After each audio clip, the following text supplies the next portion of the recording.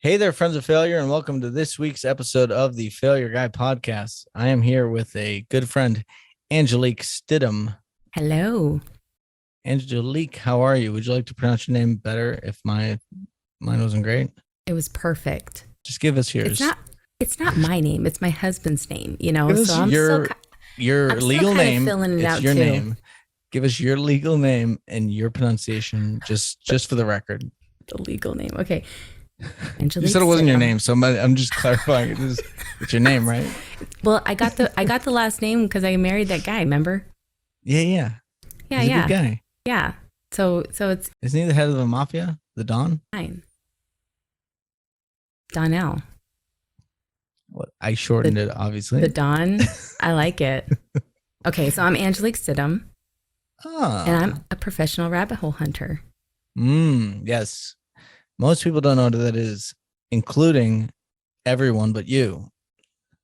Yes, that's very true. What I like to do at the actual beginning of my podcast is have people pump themselves up. Do the thing where you pumping up an inflatable object, and then when we do the failure thing, we let out what's it called when the air goes out. That little stupid thing that the little nipple that you pull off and then you gotta squeeze and blow into it. Anyways, that was a good noise. Do it again. Perfect. But right now we're inflating. Do the inflating noise. Okay. Perfect. You're infinitely better than me at sound effects. Okay, so now you got to pump yourself up. What's all the cool done? I know you've done a lot of cool I don't know what you want to tell people you've done. I have done so much cool shit. You know what it is? I just like doing stuff. That's what it is. But not all people who love doing stuff love doing cool shit. How'd you merge the two? Well, I think I just like to do what I like to do, and it just happens to be cool shit. I think other people do cool stuff, but it's just not, things that I do, other people aren't really into. Like video editing, people were like, no, hard pass, not going to get into video. And I was like, hey, video is the future. They were like, no, it's not really a thing, Angelique, not going to do it. And I said, okay, fine, I'm jumping in. Mm-hmm. So when I started, I was pursuing 3 degrees in architecture and interior design because I knew the power of how your space is designed and the impact that it has on you psychologically. Your space is your place. You know what I mean? Like how you do one thing is how you do everything. And so what you surround yourself with and how it, like what you immerse yourself with, all of that has an impact. And I knew that because as, just growing up, we moved a lot. We moved well over 40 times. It's so many times. I can't even count. By what age? 16. Like meaning all your parents moved you 40 times? Yeah. We moved so many freaking times. Sometimes it was once a month. And X amount of years ago, because we won't be talking about age. Yeah. Of course. Yeah. Well, we talked about you were 16. Now you're 17 in real life. Right. And holding.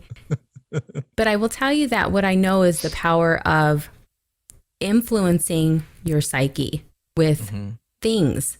Whether if it's ideas, whether if it's, visually, that even like the clutter or, things that we just kind of end up piling around, those have an impact on us. Sometimes it's for comfort. Sometimes we need those clutter piles, right? Those are for comfort. But oftentimes knowing that you have like when you're in a well-designed space, you notice that you feel differently. And I wanted to be able to have that kind of impact on people. I knew that wherever we moved, if I could make it feel like home, I could feel like it was home, even if we weren't there for very long, right?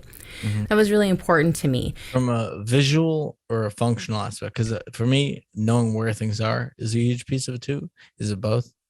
Yeah. For sure. But visually having like pictures hung up on the wall when they're, aesthetic in nature, when they look good, when things look like, this looks like a put together space, then you want to be in that place too. So that has a lot to do with it as well. And it calms your mind, I imagine. Absolutely. So just to give a good example, 2 seconds ago, I hit with my hand a giant thing of SD cards that I dropped onto the floor, and I heard them splash all over the floor. I got SD cards all over the floor. Not ideal. I could have planned so that either it was closed or I didn't have it right near my hand, but I'm gonna have to pick that up afterwards. And it definitely changed the trajectory of my life in the smallest way. Yeah. Well, now that's all you can think about, right? No, I'm thinking about organizing these cactusy bookmarks. Nice. Where'd you get those? I was doing that when I knocked over the SD cards. Mm. But I'm so close to being done. Like I just finished. But instead of being finished, there's SD cards all over the floor. So that was just to say what you're saying about the feng shui of life. And I don't know if you buy I don't know how hard you go into that realm of it, or if you just know like your environment dictates a lot of your life. So I did get into feng shui for like a couple years. I thought it was something that was interesting because, of course, it goes hand in hand with interior design, right? It's not something that's taught in interior design when you're going to school, but it is something that goes hand in hand. Question: interior design, where does it end? Is a patio interior design? Yeah, because it would literally be like an outdoor living space, right? It's still within the floor plan of the place. That's a good definition, I'd say. Yeah. Yeah, it's outdoor living space. So I went to school and I got 3 degrees and I was so proud, right? 3 degrees with honor as a single mom. Which 3 were they? It was an associate's in architectural technology. CAD and stuff? AutoCAD? Yep. Okay. An associate's in interior design. And then I got my Bachelor of Arts in design studies. Now, this is where things took a turn. Can we, before they turn, did you have a favorite architect? Or interior designer, I guess? I was thinking. Not really a favorite interior designer because I think things kind of like change through the years, right? But I do have Antonio Gaudi has my heart for sure. And Barcelona is on my bucket list. Gaudi? Gou. Gaudi.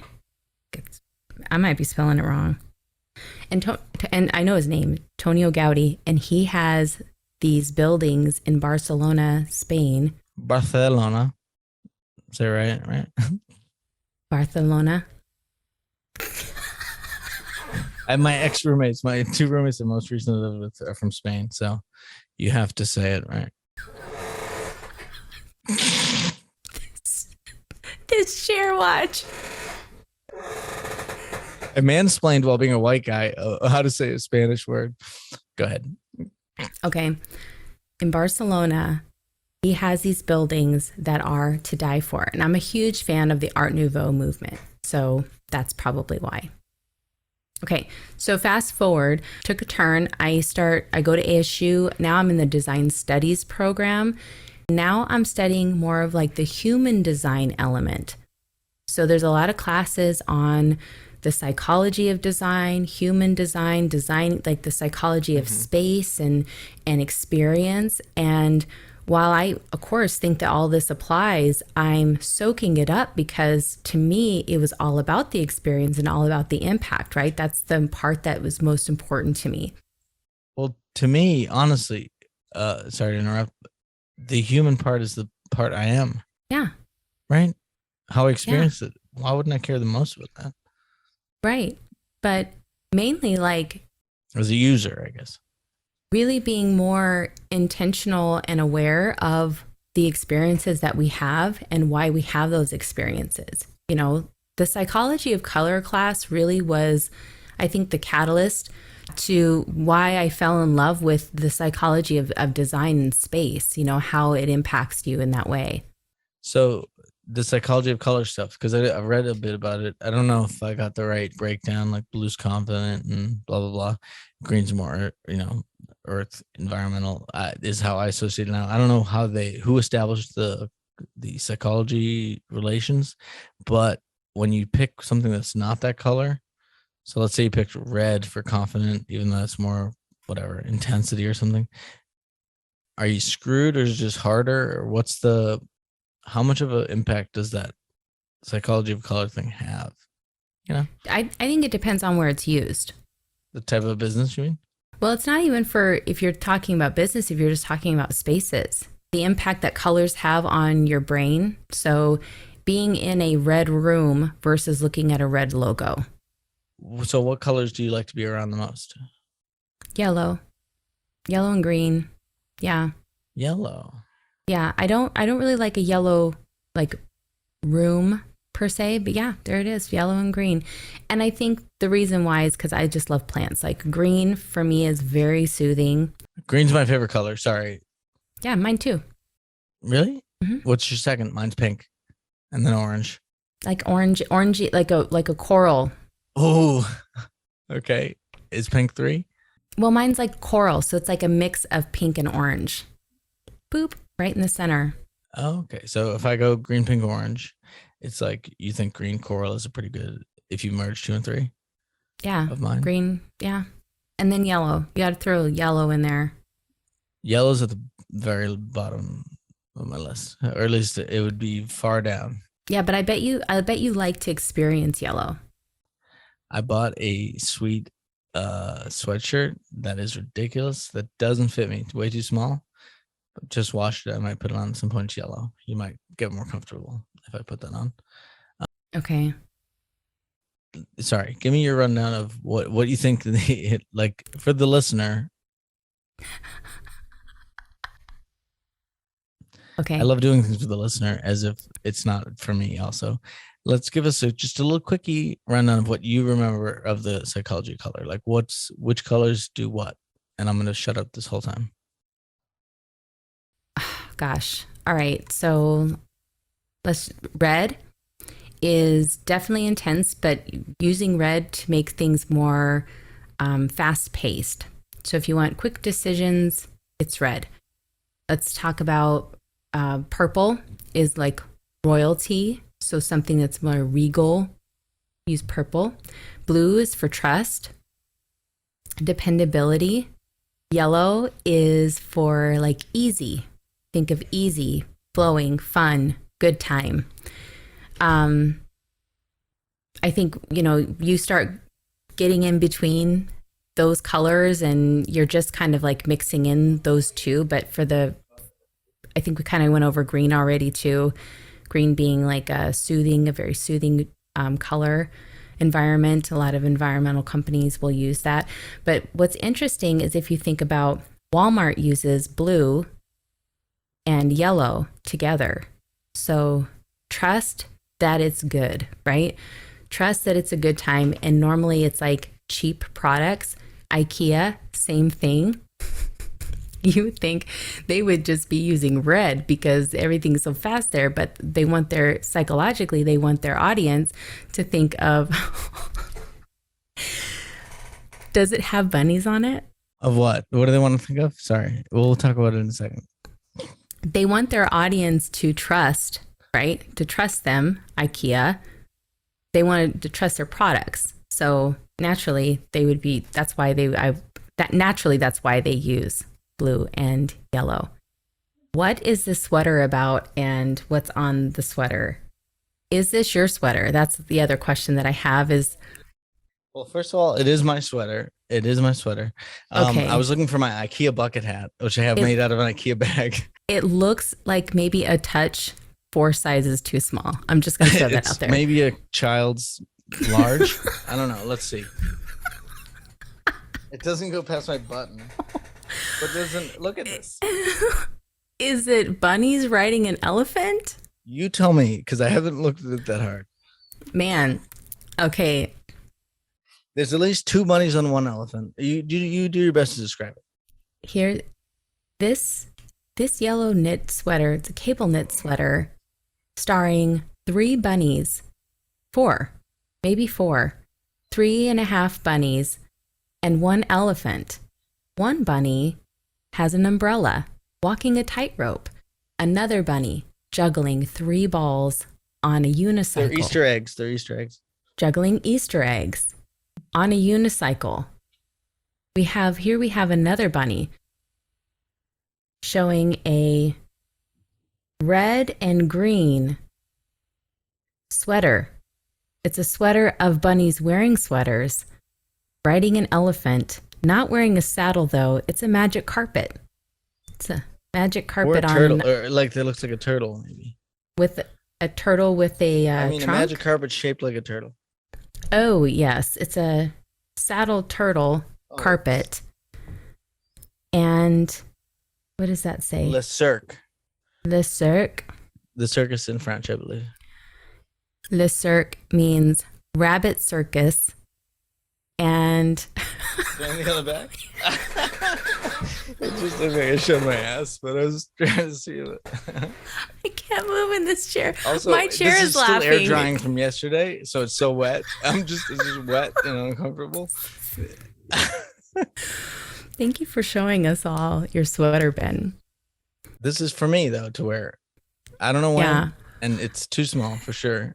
Maybe I'll lose some weight and or years off my life. Maybe I'm Benjamin Buttoning, and I'm preparing for that. I was gonna say, like, the collar is so small. This is one of the few yellow things I own.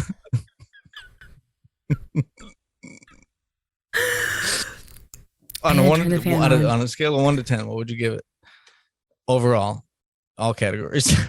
I mean, you're really holding it down for this sweater, so I'd have to give it a strong 7. 12. Maybe a 13. That's fine. Le Cirque. Le Cirque for the win. I wonder the story behind why the hell they did this. The sweater? You know, someone was like, no one stopped them, whoever the people were. No one's like, why are we doing this? They're like, yep. Or just, okay. No one stopped them. Yeah. Or just, how could they have? There was nothing to stop. If I can go back in time, I wouldn't kill Hitler. I'd stop the person who made this sweater. I don't know. And hire them to make so many more amazing things that I haven't designed the earth. Maybe there's a backstory. Maybe, you know what? Maybe there's a backstory. If there's no backstory and it's just a phoned in thing from like a nobody, I'm pissed because this thing is too bizarre to have no backstory. He said this better be name brand bunnies on my sweater. I don't care if they're name brand. I want it to be like the person who did this, like it was a cathartic, life-changing experience making this. Exactly. You need to know the story. The story changes everything. One-off. I don't know if this is a one-off or it does. And you don't want to be walking around. Somebody else has got that same sweater on. Or it's a sweatshop special. What? And the bunnies are like representative of them. We don't want that. It was a story of a family. That doesn't go with the yellow vibe of happiness or whatever the hell you said. 4 kids. They were lost in the circus. Yeah. 4 kids, no parents. Pink and oh my gosh, blue umbrella. It's a story about kids with no parents. You think so? The elephant in the room is the no parents. Le Cirque. It's a circus. It's a show. The monkeys are taking control or whatever the hell. What is it? Monkeys running the circus? Is that what they say? And the Easter eggs symbolize a metaphorical Easter egg. Oh, I was thinking it was an Easter egg in the shirt, even that it's about lack of parenting. Yeah. That's it. She's walking the tightrope. Yeah. No one sees this, by the way. So the longer we talk about it, the more people are like, why am I listening to this? But maybe you should make the cover of this whole podcast just that shirt. We'll do a screenshot at the end of both of us. I'll stand up. Well, let's do it now so that I can take this off because it's wet as all hell. All right. Hold on. Can you do the screenshotting? Yeah. Perfect. Yeah. Okay, I'm gonna make sure we get the full bunny, full jobby, and Le Cirque. Hold on, wait. Which arm is it? Hold on. Okay, you ready? Boom, boom.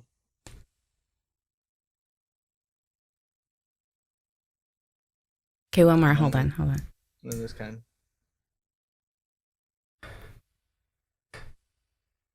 Can you?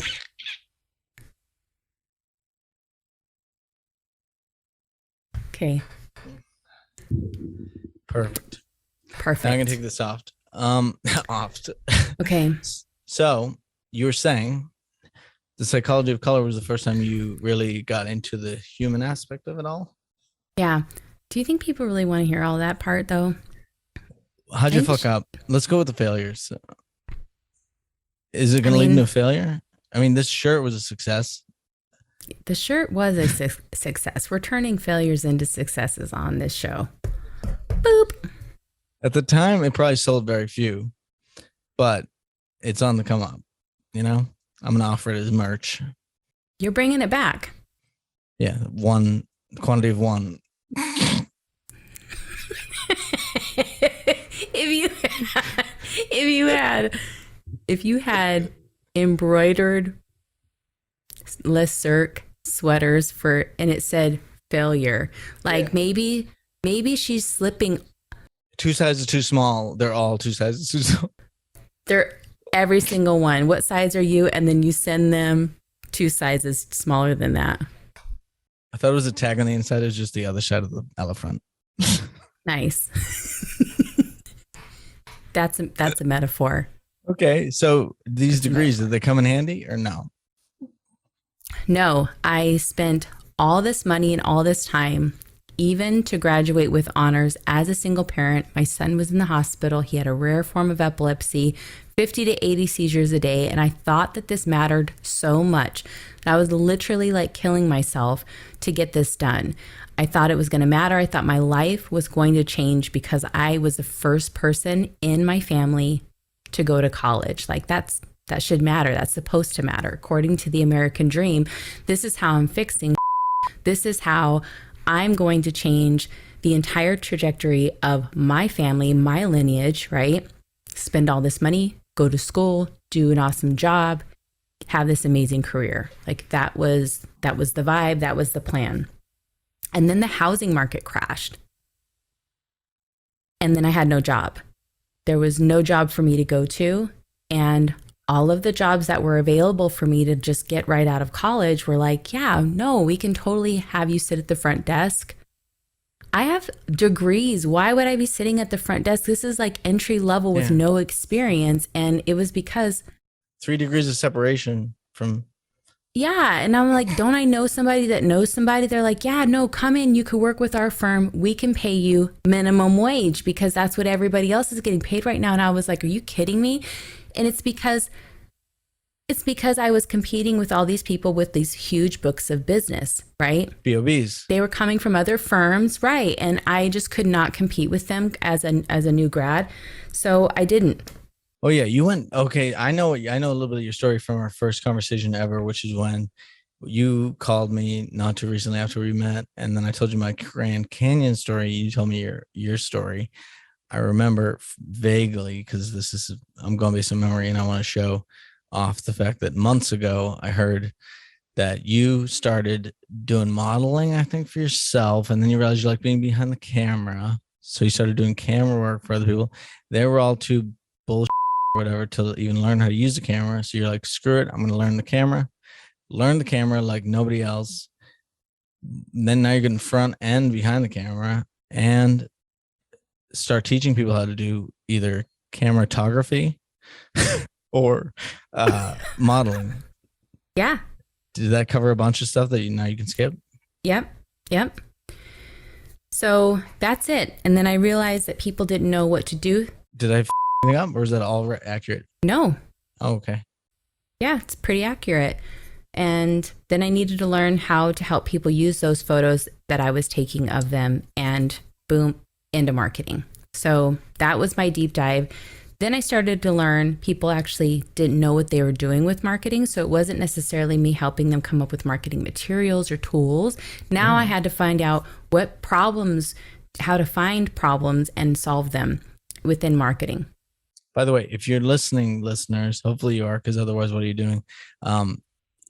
This is what rabbit holing is. Her whole life, she was rabbit holing up until this point. Yeah. Then she's realizing that's what I'm doing is just getting deeper and deeper into new subjects, figuring them out, being a jack of all trades, but a master of some. Yeah, I would say. But really, the truth is that everything changes so fast that I don't know that you actually become a master of it before, the algorithm changes or the tools change. Yeah. Some things are evergreen. Being nice to people. Well, yeah, I'm definitely not a master at that, but No, but I'm working I on don't it. think the advice changes on that unless maybe I'm wrong. Meaning there's some things that are always right, and that's why there's some Hmm. books that last, stand the test of time. And then there's some things that are like, to your point, a chunk in time tip that will go away for sure. Yeah. Um, And I think that's a good point. That's a good segue because that's the part that I started to notice. There is a thread going through all of this. There is a reason why some people never became models. There's a reason why some people got in their own way of becoming models, right? I mean, Ben, mhm. where's your portfolio? You know what I mean? My problem is I didn't grow a beard till a year and a half ago. Before that, it looked like I was 12 and Mr. Clean, as if Mr. Clean had a baby, and then he became a baby forever. Yeah, there it is. You know what? Like the baby off of Who Framed Roger Rabbit. Yeah, he smokes a cigar and he talks. I don't have the raspy voice. I didn't even then. But my point was, if you look at me before the beard, it looks like a guy who teaches Excel. Yeah. Now, maybe it does. I don't think so because I don't know what it looks like. Now you're a little spicier with the But now beard. look at my styles changing. Opening up. Also, I went to an all guys Catholic high school. There's where you had to wear button down collars. If you didn't button down the collar, you were sent home or to detention or whatever. You got written up. Two gay guys couldn't go to prom. Look at the freedom you have with these embroidered sweaters. You're killing it. Now I can wear all the gayest clothes I want without having to be anything but me. You're wearing a story, cable knit story. What's that mean? You mean because It's the powerful. Cal Baskin shirt? No, it's cable knit. It's knitted. Your sweater. Oh yeah, the sweater. Yeah, I'm no longer wearing it, so it confused me. It's damp. I know you can't see much. A damp story. It's still drying. Yeah, it's better than lotion because it just keeps the humidity in it keeps the skin moist. Moist. Okay, so you pivoted a lot. You've moved from thing to thing. I did. Did you ever Yeah. view any of those as a mistake or get hard on yourself? No, I felt like it was an evolution, but here's the point. I just felt like at some point I should have been in a different place by now, right? Either I should have had a successful photography business, a successful marketing firm. Like, what was it that I was going to do and just like stick with? But I kept seeing all these other problems and then I couldn't just not solve them. And so I see a hole, I jump in. That's what I do. Yeah. But the good news is that helped me to level up and who I could serve, right? So I could still do family sessions if I wanted to. And of course, a lot of my clients would call me every single year to do their family sessions because they just liked the way I did. What's a family session? With photography. You mean like just take their pictures? Yeah, every year, and I watch their kids grow up. Do you ever, of course, yours wouldn't be in it, but do you ever get it's like a compilation? I guess it's post meme culture where they made a bunch of memes and someone's like, oh, I can make a book by just taking all these memes and put them in a book of like worst, most awkward family photos or whatever. But yours would probably be great. But where it would be like, oh, that's hilarious. I got to find the book because you'll love it. Yeah, sure. I absolutely could probably make my own book of the worst things clients have done to my photos. Part of the problem was that I have a level of excellence, right, for myself, and I would hand them this product, and then they would just trash it. They'd add filters, they would add other stuff to it. I'm like, why are you doing that? That is not okay. It's not okay. That started to really frustrate me, especially with models, because I knew that they were essentially like sabotaging themselves out of jobs. Why would you do that? It's like they're filtering a picture that you already did the ultimate filter on. Yeah. And then they wanted, some people wanted me to take like 60, 80 pounds off of them. And it's really difficult when I'd say no. And they'd say, yeah, well, I'm going to go and, like ruin your reputation if you don't do that. Take your picture and have someone else remove the pounds if they can't figure it out? I have stories for days, but the point is, It's all Instagram reality type Reddit stuff. yeah, years ago, right? And then as I started to progress through, and I had a full blown marketing agency at one point. I have clients who are in from 90s pop diva, Cece Peniston, rebranded her. Oh yeah, yes. Hold on. I know the song. I'm just gonna drop it. I know it. You know it. Is that a hint? Oh, finally.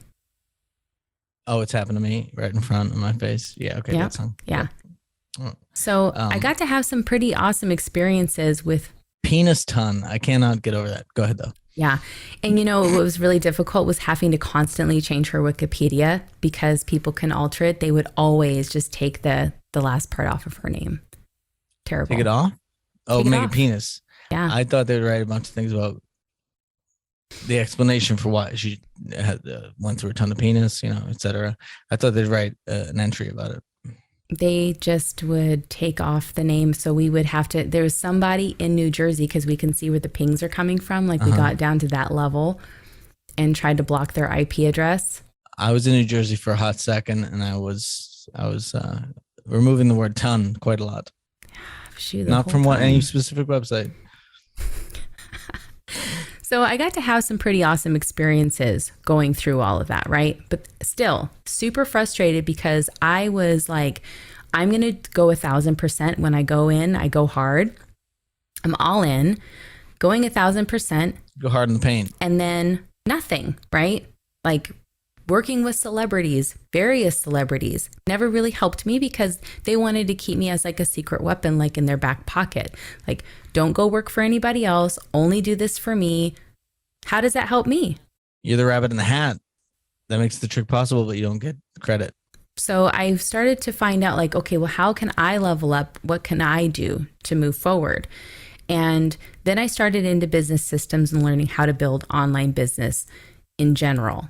Business systems, automate the process, developing courses, how to develop curriculum. Like I've really gone down and deep into what it is that I do now.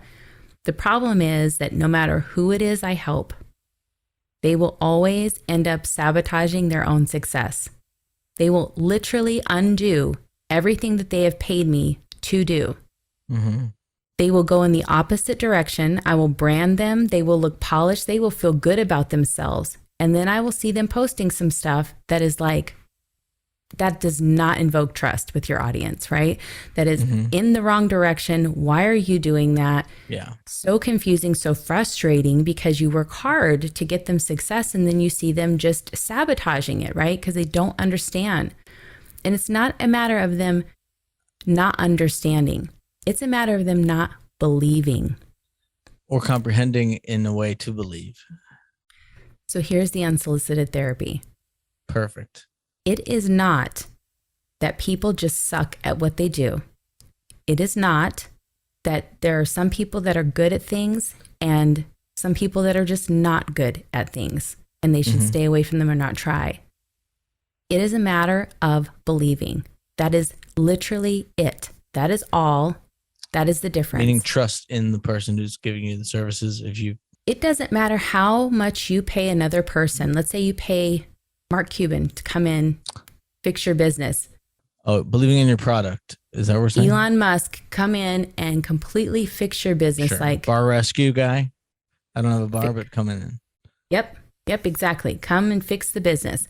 And they come in and sometimes you see that he'll go back to visit and they'll have undone those things and gone back to their old things. Most of them don't get rescued, I think. There's a stat somewhere. Right. And you're like, why would they undo what he did? It's because they are trying to make themselves right.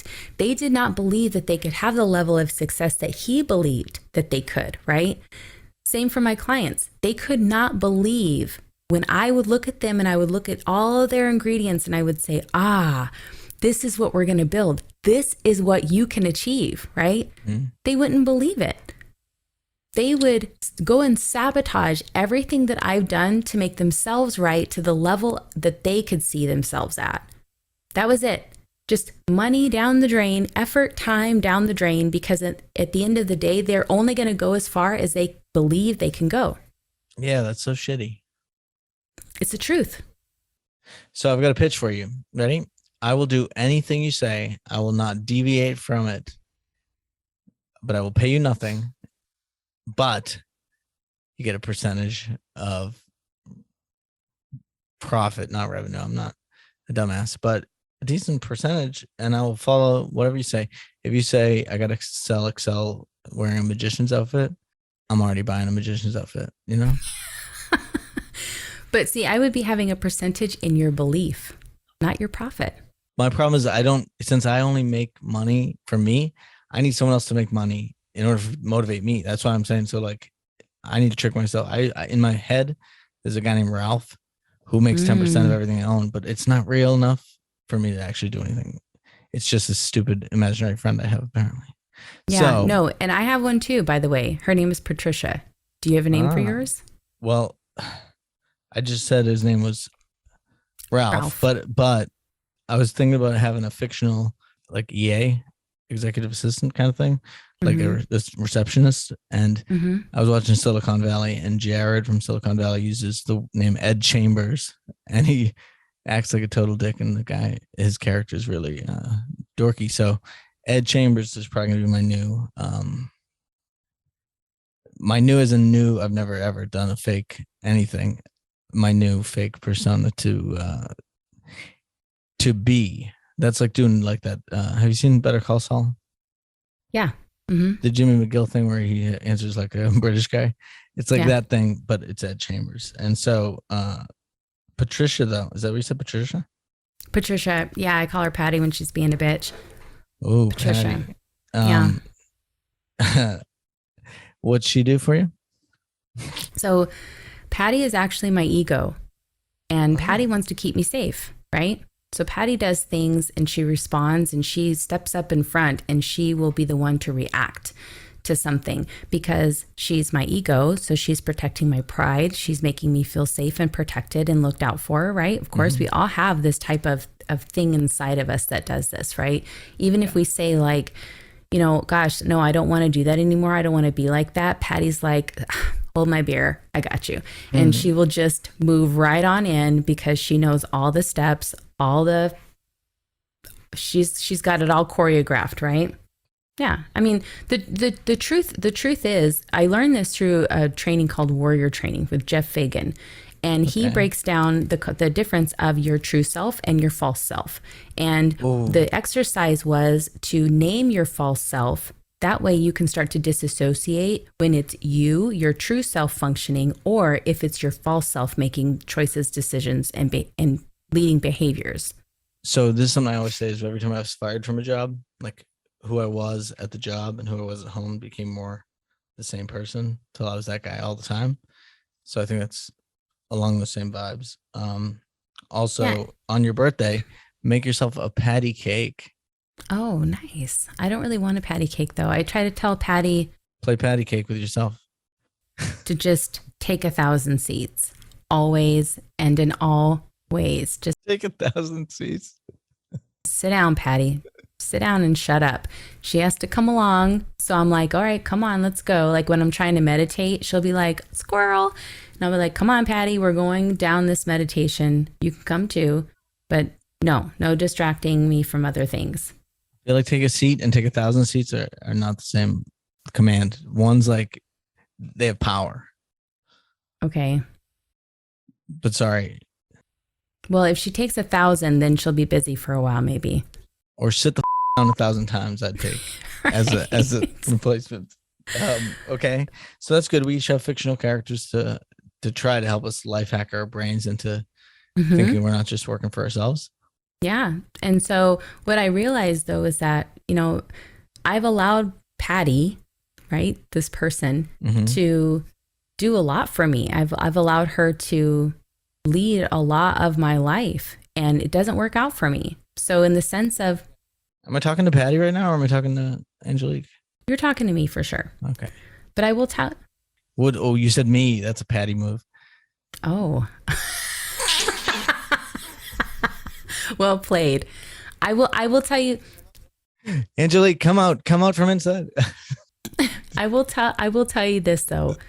When I have been like, I have fired maybe like a couple handfuls of clients, and I fired them on purpose. Like, that's it. I don't care how much you're paying me. And sometimes I'm walking away from a significant amount, right? Like, I shouldn't be walking away. And this is even sometimes theoretical jobs. You've been like, no, because I just don't want to do it. I've heard you say. Yeah, no, because you're sabotaging everything and it's not even worth it anymore. I don't want to just take your money. Yeah, you're just messing everything up. I don't want to do it anymore. It's frustrating. And your name's on it. Yeah. Yeah, exactly. I don't like that. So I've had to fire people. And I'm going to tell you, it has been like the Patty, right, who has allowed me to stay for far too long in those types of situations and not just say no, knowing that it didn't serve me. Oh, Patty was a crutch. She wanted to be right. She wanted to prove a point. So she would stay around even longer. And that would cause trouble sometimes, right? But that didn't serve me. So moving forward, you know, I came up to, I had built this huge machine. I had a business partner, really tough situation. And I stayed far too long in this situation, knowing that there were a lot of red flags.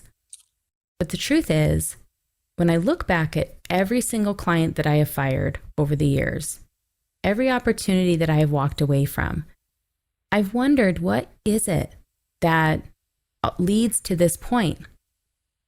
Like, do I attract, is it me? Am I attracting these people into my space, right? That could be true. But I think the truth is, none of us want to work.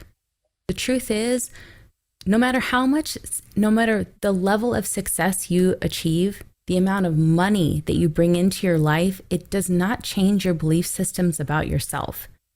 Nothing can recreate or fill a void for having connection and confidence in a true and a real way. And now I know that it doesn't matter how many people that I would try to serve, the best way that I can serve them from here going forward is to help them put down beliefs that they're carrying around that don't belong to them. The truth was, a lot of these people did not want to be in these industries. They weren't comfortable in these industries. They weren't even into them. They were just doing them because they thought this is what they were supposed to do, or this is all that they could do, right? They really didn't want to.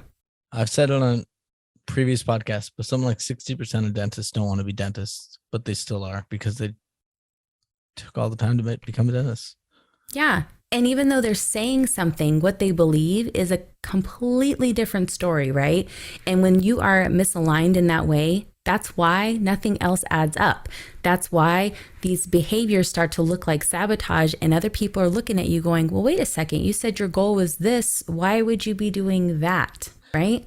Yeah. I think I have a bunch of negative associations, and I think, I mean, definitely with money, because whenever you take, people say you take a hobby and you make it a job, you lose the motivation or whatever. I feel like that a lot with money, but I think I've had a lot of times where I've said like, I hate money, or like I have negative associations with the quest for it. So that's why, for example, I'm recording a podcast right now when I could be marketing my business or doing anything else. This is like 40th episode I have that's unreleased at the moment. Like, I'm doing 5 to 7 a week and releasing 1 a week. So procrastinating is getting in the way of, not getting in the way of, it's what motivates me. If I was being paid to do this, I would retract instantly.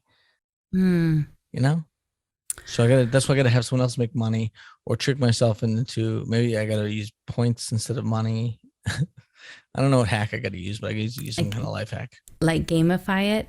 Well, yes. I do think there's power in understanding what it is that's tied to you in your relationship with money. That's one thing.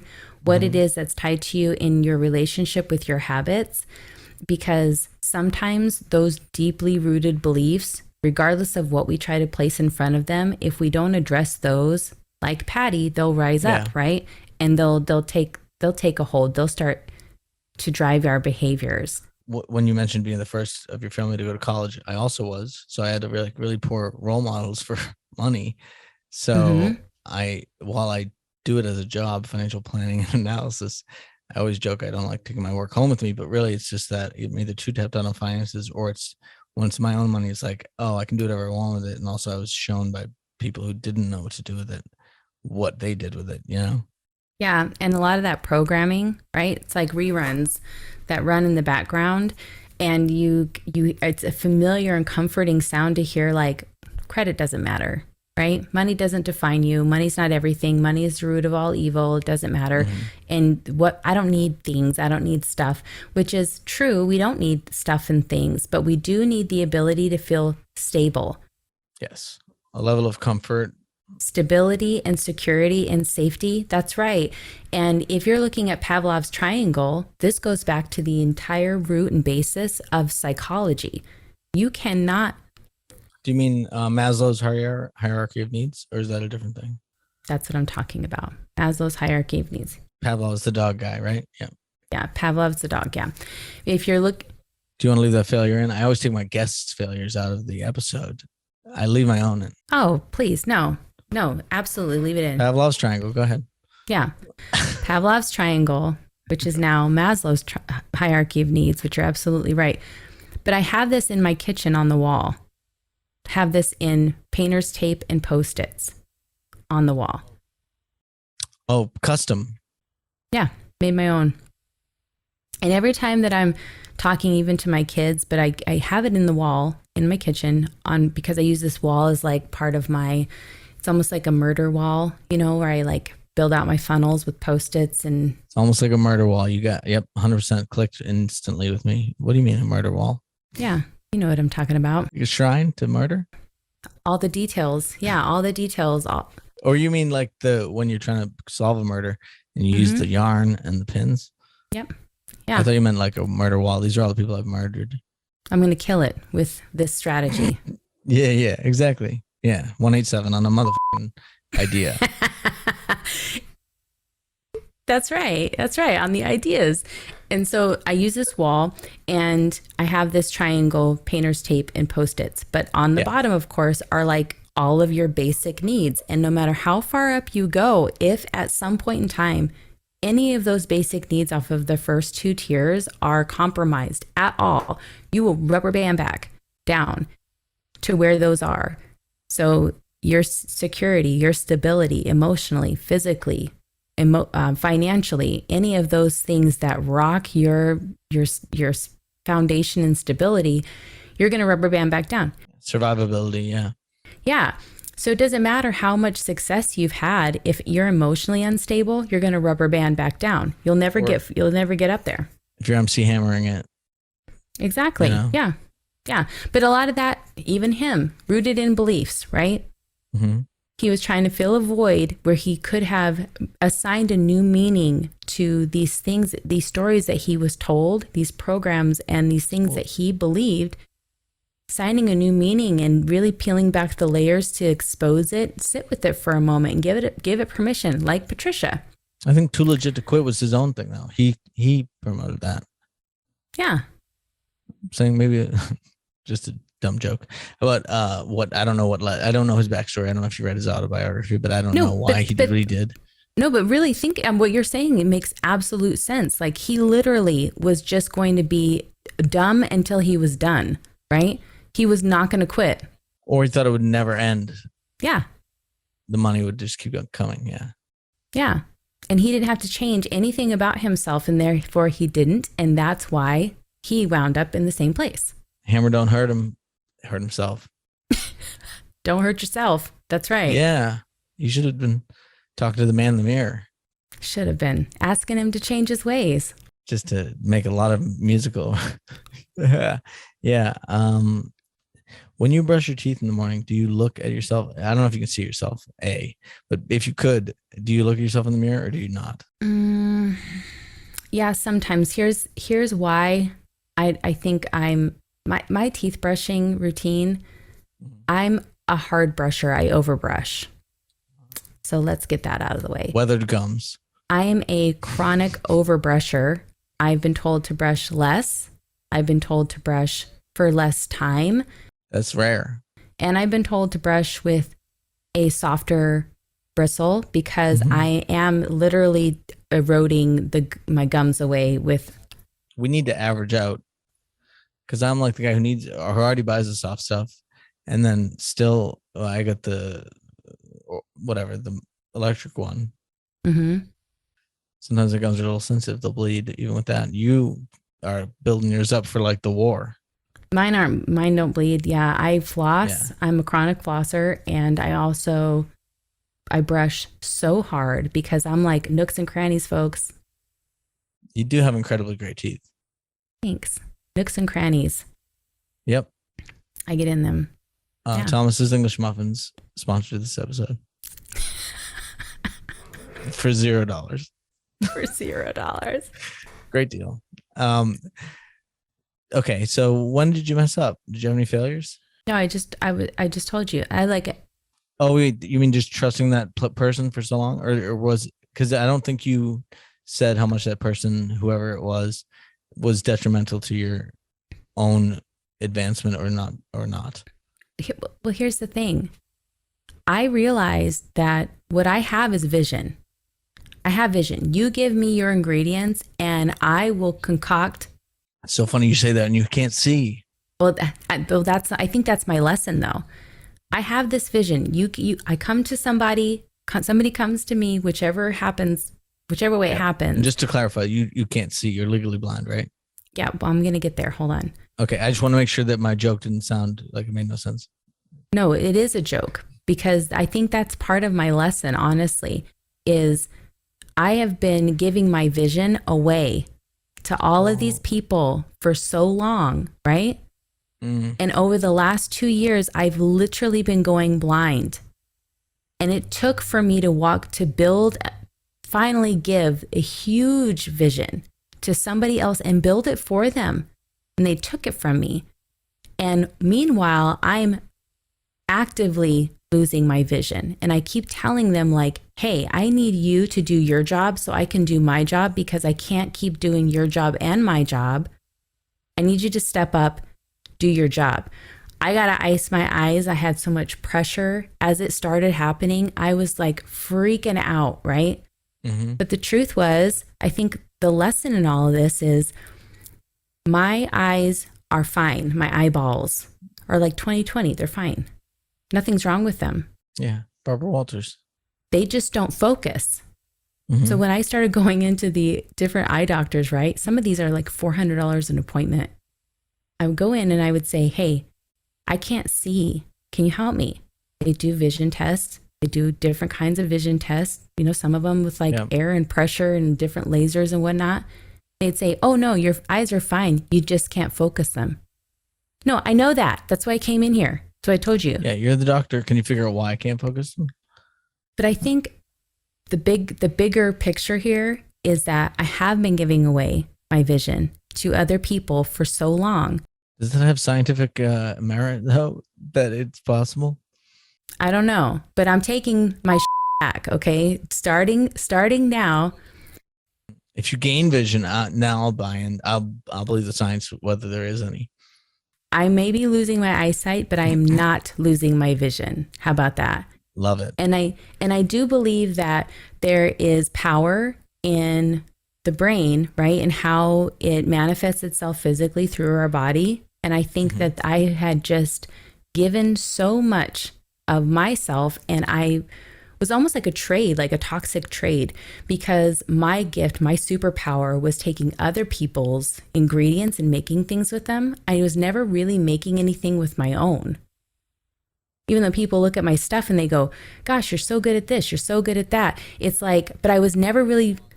With no model or with no... You were always relying on some other person for some of the portion of it, right? Yeah, and they got the credit too, right? Yeah. And that's where I ended up. That was my ultimate failure.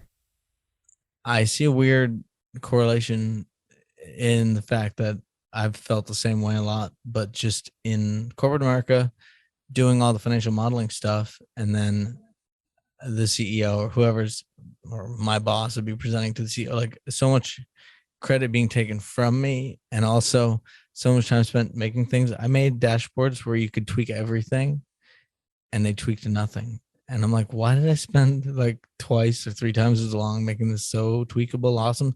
They'll just be like, hey, Ben, can you make it be 5 million next year? I'm like, you could do this. I made it so you could do it. And they wouldn't do it.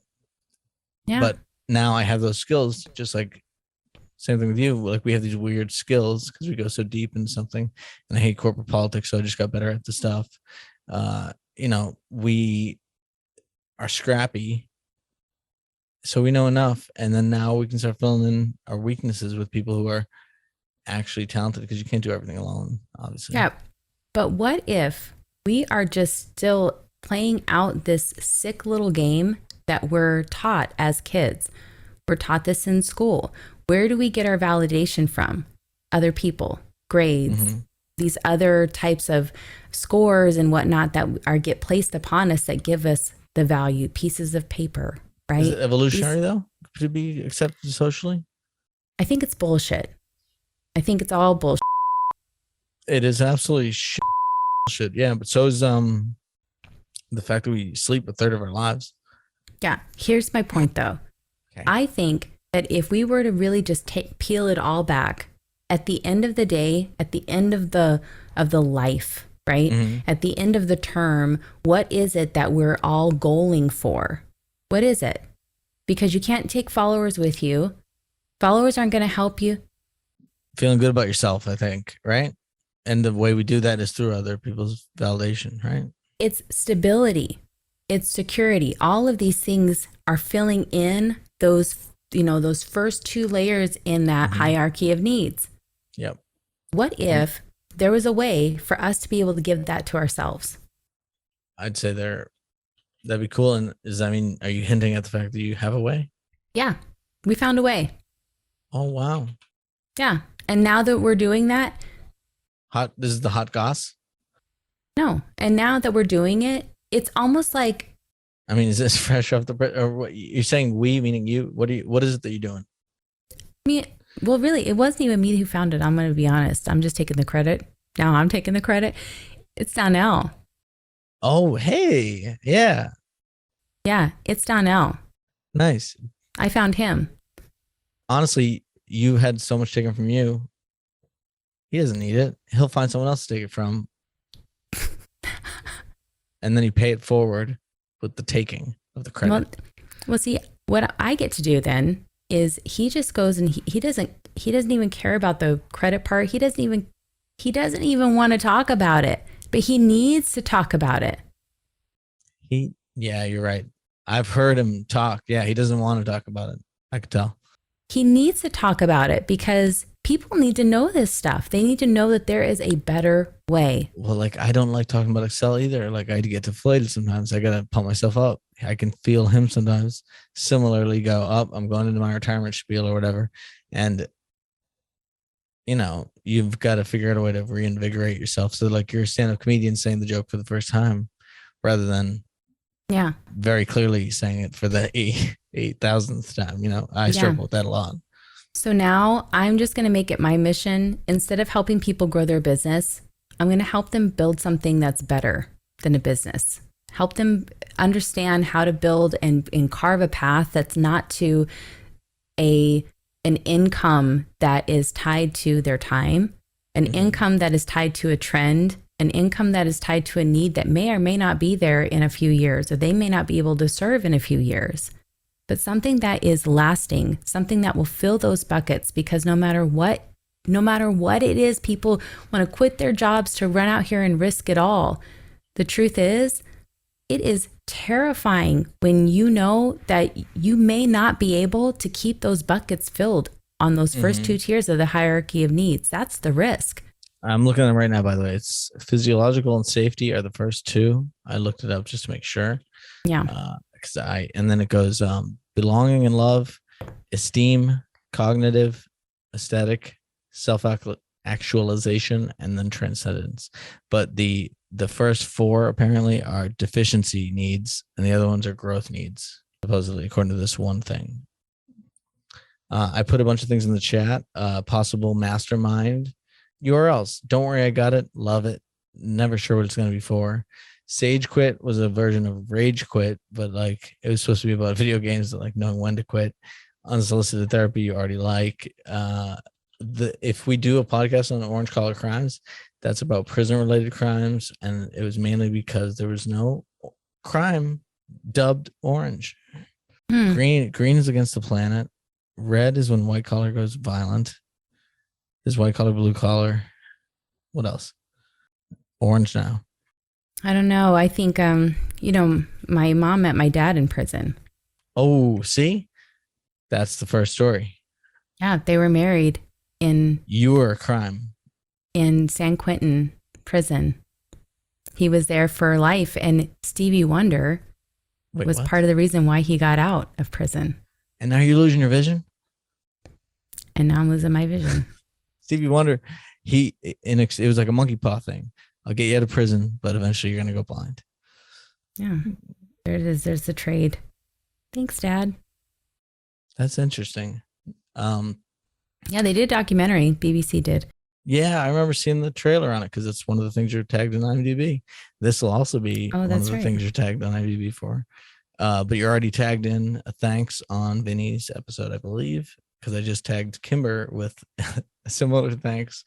Because on the live stream, I said the first person to say they want one gets a special thanks on whatever episode they want. So I tried this special thanks on Schwarzenegger and it got rejected. Dang it. Even though we did terrible impersonations of him on that episode. Oh, wow. They were like, hell no. No. Immediately no. Well, they're like, he's not involved and it'll show up on his thing. So no, we'll let Kimber we'll let you create Kimber for a special thanks, but you will not give Arnold Schwarzenegger. I mean, I thought thanks could be given to whoever. I mean, doesn't he want it? Who doesn't want gratitude? But shout out to you, Arnold. Special thanks to you, my man. Who doesn't want gratitude? I doubt he denied it. It was the human staffs who review every IMDb contribution who were like, you know what, this doesn't feel right. Freaking haters. Yeah, but the greatest thing was, if you listen to it, it's the well, by the time it's released, it won't be, but it's Ved's episode. We did such a bad It's Not a Tumor. Like I did it, then he did it, and then later on we were like, it's not a tumor. Yeah, we did, but I did it as if like I'd never even heard him talk, is how mine sounded. And then he did an even worse one.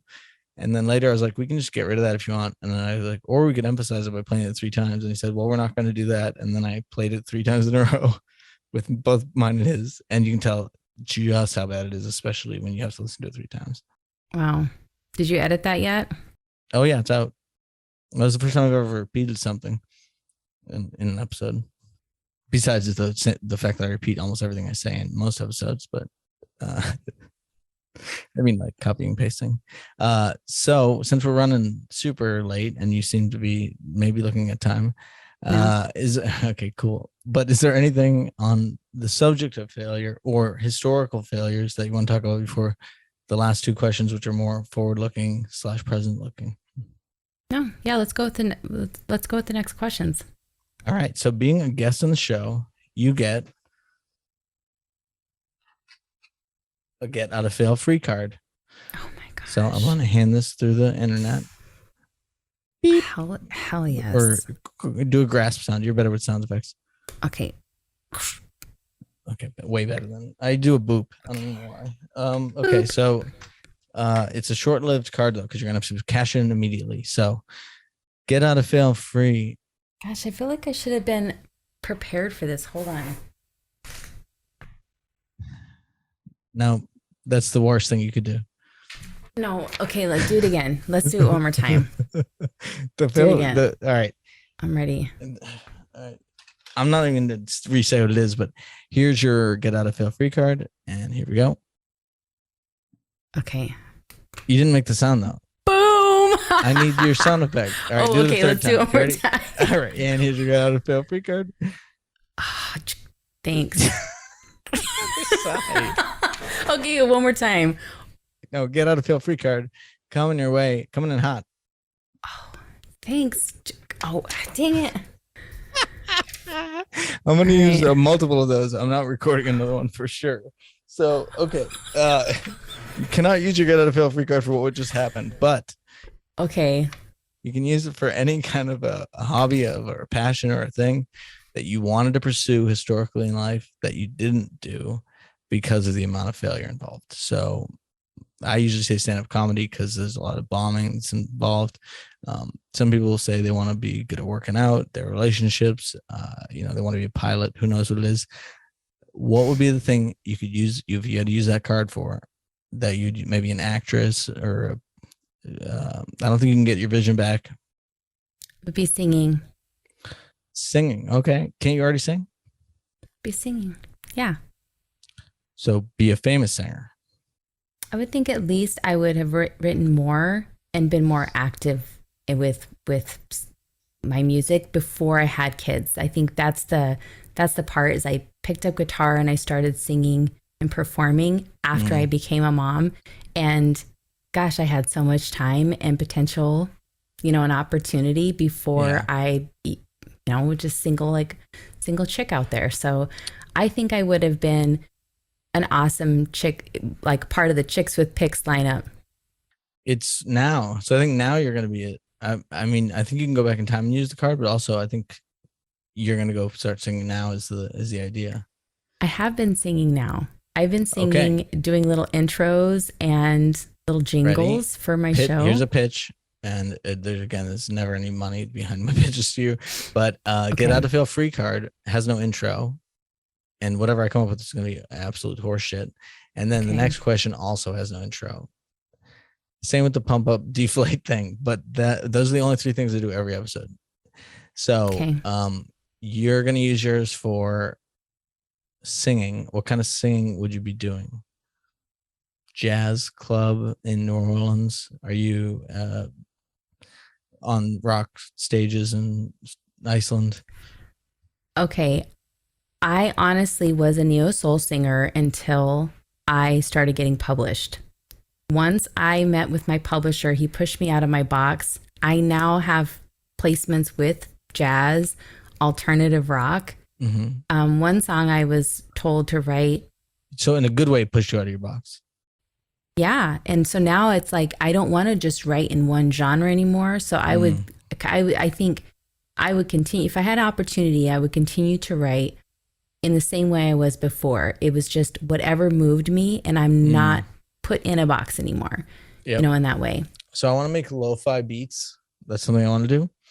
Ooh. And I already have a website for it, of course, because that's all I do. I buy a website and that's it. Sweatpantsmusic.com, because that's what I would imagine. Well, I'm going to write them in the sweatpants and I'm going to also listen to them in that. But then also my DJ name has its own website as well. Okay. DJunqualified.com. So I want it to be failure-ish, but not like too on the nose. But the unsolicited therapy thing, literally whatever podcast you want to do, I'm down, because I've got WideNet Podcast Network is theoretically the thing that produces this one show, but it's a network, and I'm going to podcast a wide net, I say, and I've podcast a small net of one show. So if we can find an editor, that's my only problem. I have a very perfectionist like you way of editing. I was just gonna say, I think another thing to add on my list of, and I don't know if it was a fail, could have been, could have not been. I had a daily show, a radio show that was a daily show Monday through Friday, and that's what it was. It was literally a Monday. Not the LinkedIn one, but the through Friday, like on a radio thing. No, it was LinkedIn. Yeah. Oh yeah, I love that show, and all the intros and everything you did were great. That's why I want you to do the ones I'm talking about. What I have to laugh about though is that it's not a failure, because that was great. I mean, whether or not it fell apart, I love it. But the story is I had a daily show that was Monday through Friday. That was it. So you mean it got 1 week, one business week? Because I thought the joke was it's a daily show that didn't have weekends, but it was a daily show that lasted full 5 days. At least you got every weekday covered. The weekend can screw itself. And every day after that. and just replay those daily shows every week. Every Monday, it's the Monday show. Just replay it, repurpose it. Yeah, it was just Monday through Friday of this week. That's it. All of the promos.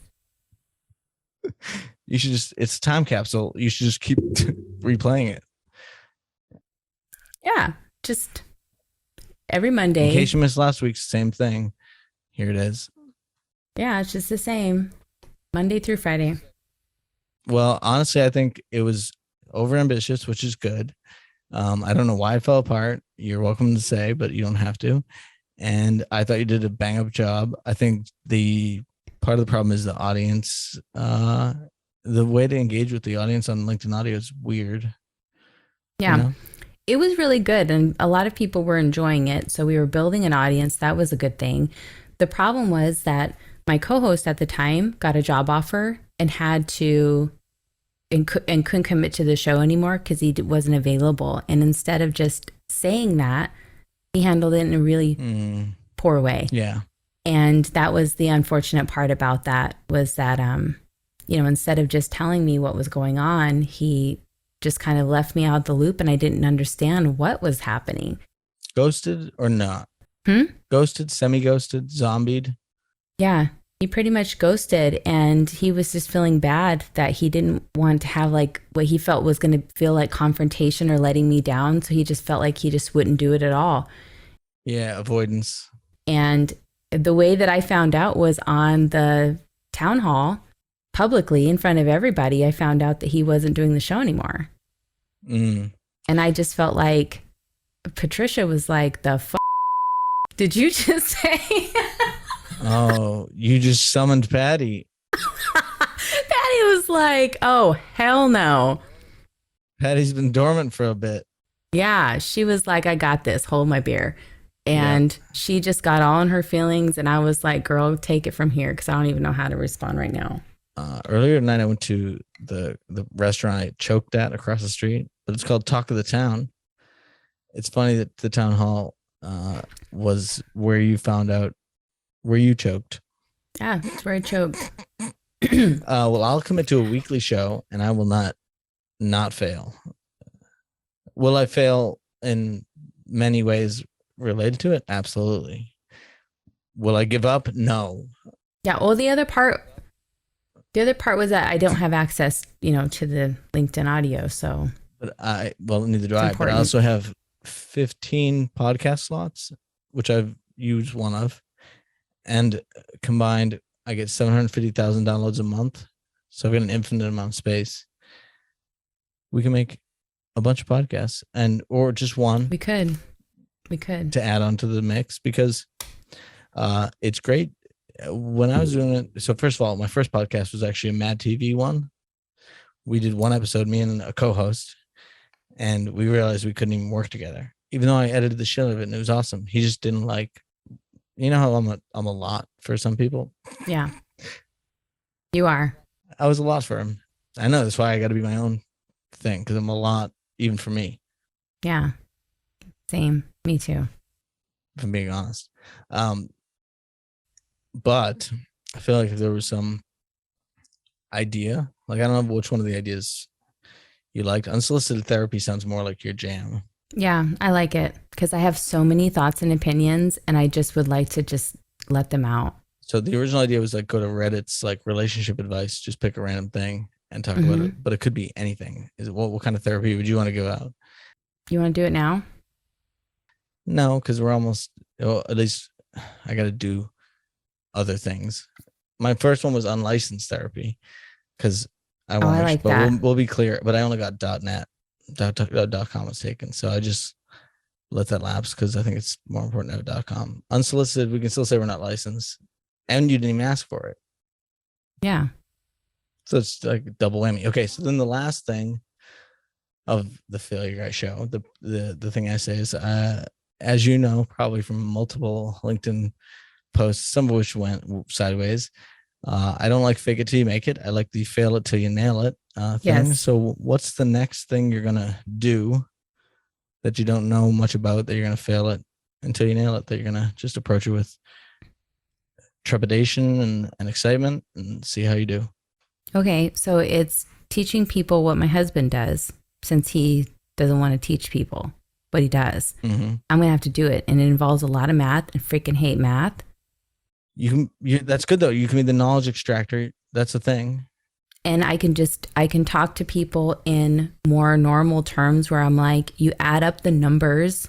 You know what I mean? Just doing the math on the screen. We don't even need to talk about it. Has a hard time forgetting what it was like when he didn't know. You know, he's an introvert. So it's like once he's on the phone talking to people for so long in the daytime that by the time I'm like, okay, let's put some content together. Let's, get some videos out so that we can educate more people. And he's just like, I don't want to talk about it anymore. So when I'm learning about it and I'm trying to come up with content, I got to figure out ways of like how I'm being educated and then educate other people. But the truth is, I hate math. Well, so I will say, stop telling yourself that. Just like I hate money, I tell myself that a lot. Math's easy. It really is. It's learnable. It's easy. And also in Excel and stuff, you don't even need to do the math yourself. And the teacher said we wouldn't have a calculator in our pocket all the time. We do. We do. It's just that you have to know. I'm saying you can do math is all I'm saying. You don't have to do it. You don't have to, but you can. I like relationships between things. That's what I rabbit hole for, are the relationships between things. So that's why not just people, but things. And that's why I'm like a data junkie, right? Because I'm looking at data all the time. You got to get good at math. But it's different. Some stats. Yeah, it's different. Well, I'm saying a lot of people are really bad at math because they tell themselves they're bad at math. And then you ask them a simple math problem, they're like having a conniption fit in their brain because they're telling themselves simultaneously they're bad at math while trying to do math. Right. Because the second that I'm like, math, I just shut down like a 3-year-old and I'm like, oh, crap, there's math up here. There's math. There's math ahead. Yeah. And I'm like, ooh, what's the number? Ooh, is that right? I don't mind if I'm wrong either. Yeah, and I'll just be like, it's kind of in this ballpark ish. This reminds me, I used to love those infomercials where there was like the speed math guy teaching people how to do speed math. I was like, what? They can do like 875 times 395, and then the calculator agreed. I don't know how much of it was set up, but or they reduced the amount of time between cuts. The speed reading. Or speed reading, but I can't even read. Reading? I can't even read 1 times speed, so speeding that up is tough. Golly. Like, they didn't sound any of that out. Not a single word. But they got it. Right? They got the gist. I really enjoyed our time here. Me too. Ben, I don't know if there's anything to really save here, but it was fun. To save? Yeah. What does that mean? Like if if the usable, whatever. The whole thing's usable except for a couple. We cut that out, and other than that, we're dope. And then the other last question is, where do people find you? Where can they connect to you? What do they want? If they want to see what you're doing, do you say go nowhere, don't talk to me, or do you have a place people go? Yeah, I'd say go to YouTube. Might be waiting there for a minute till I get back over there. Twitter. Okay, go to YouTube. Wait. Go there and wait. Hold your breath. Just park it. Just find a spot and park. Little spot over there. Watch other videos maybe, or just watch nothing. Is that what you're saying? Well, I got videos over there for sure. And should they watch nothing and wait? Yeah, you could watch stuff. Yeah, but then wait. Wait for my return. Yeah. Definitely hit me up on LinkedIn though. That's where I'm the most active right now. It's LinkedIn and Instagram. And if you look up Angelique Stidhum. Stidhum, Stid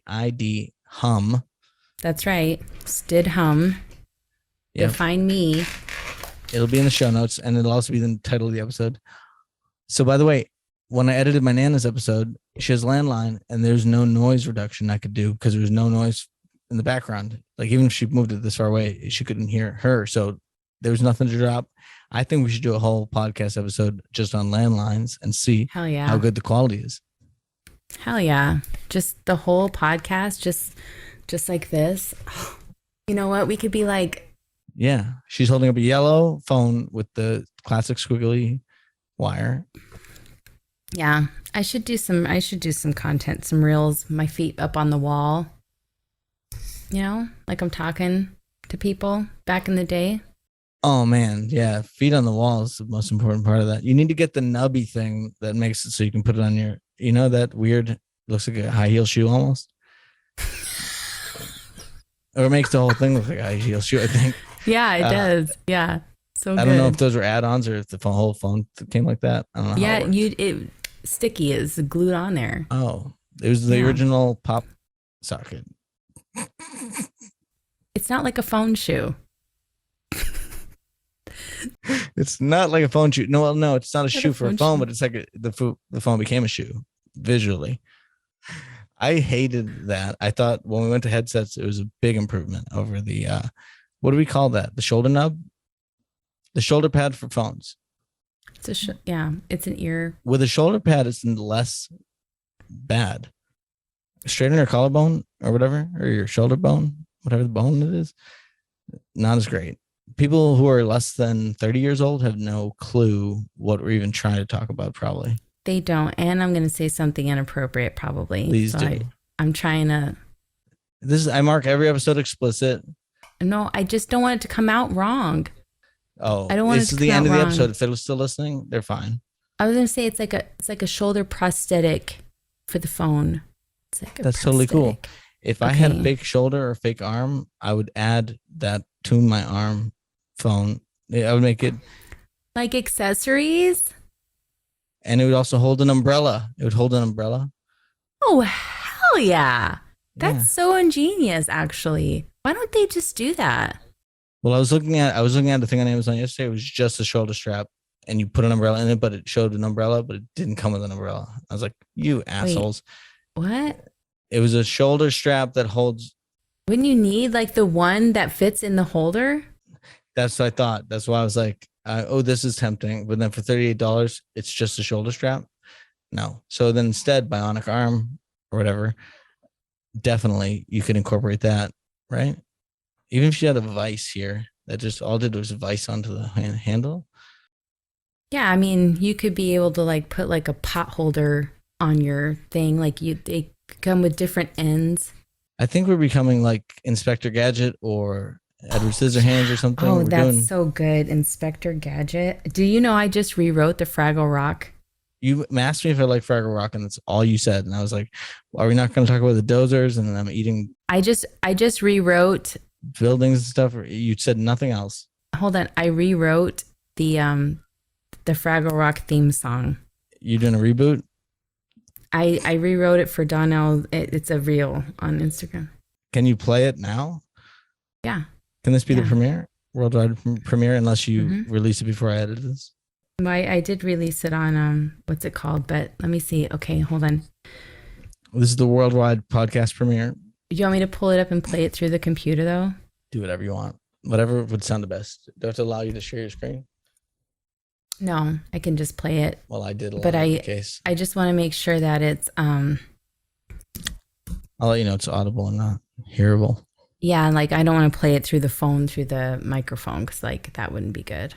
But if you share your screen, you can share your screen with audio, and that would work. You had to take off the. We can pay today, putting 10% away in 401k, cause that's what we're taught, working every day, probably till we're old and gray. That 401k is costing us a lot, but that's what we're taught. And now it's all we've got. Let me show you why it's not. Figure out what I'm doing later. I'll save it. I'll comment. Okay. Yeah, thanks for the support. Thank you. Podcast debut. Timestamp. I'm doing a series. It's called Adulting Songs That Slap. Ooh, and that's in there. I saw that was the title, but I didn't think too hard about it. So can I put in a couple of requests for, is this all like old school cartoons? Yes. Or what is it? Yeah, because I wrote down Inspector Gadget just now. Okay. Rescue Rangers. Oh, okay. That was a good one. DuckTales. Oh yeah. The airplane one with Baloo. What was that one? I'll think about it. Okay. Heathcliff, maybe. Garfield, maybe. I just don't remember the theme songs. I'm trying to think of what I watched. Rocco's Modern Life, Ren and Stimpy. What was that one? Care Bears could be redone. Tailspin. Tailspin is the name of the one. Tailspin. Yeah. TALESPIN. Mm-hmm. And I mean, I've given you quite a bit, but I just want to see if there's anything else. Cat Dog, Hey Arnold, Animaniacs. That was a good one. Angry Beavers, Real Monsters. Yeah, they got it. It has to have like a song with it. Well, yeah. Feel free to listen to any of these and tell me if there's. No, Doug was good. Doug. We're Animaniacs. Yeah, that's a good one. Doug had a great theme song. I forget what it was. Beavis and Butthead had a pretty good one. Daria, I remember just the theme song. I really didn't like the show. Yeah, these are a lot of great. And I redid the If You're Happy and You Know It. That's already up there. Two more, Rugrats and Our Real Monsters, and I'm done. Okay. And you can decide if any of those are redoable. So Angelique, thank you so much for being on the podcast. I know we went off the rails multiple times. I have to edit it, so it's all on me to fix it, which I love. Meaning, who cares? But it'll sound amazing. If I can edit my 90-year-old Nana into an episode, I can figure out how to make this even better. Yeah, it's only in like an hour and 40 minutes of stuff. That's it. Yeah. At minimum, it'll take that long to edit. At minimum. Well, how do you break it out? How do you end this? Thank you so much for being here. I appreciate your vulnerability and your ability to take a drink right before you're about to talk. And I hope you have a wonderful night. And you're the I just want to say, keep doing what you're doing. If you rearrange your name, it's dumb or dumb. Makes more sense. That is a great note to end on. And I just want to thank anyone and everyone who has listened to this particular episode. This far too. Wow. Send me an email, ben@pod.fail. No one ever does. So you'd be one of the first. Also, go to link.failureguy.com/fails and you can record your own failure and I'll talk about it with the guest. I don't think anyone submitted one either. Thank you so much, Angelique. Maybe that's what I'll do. I hope maybe you can be the first. Maybe I should get some friends to do the first ones. Lube it up a bit. Nice.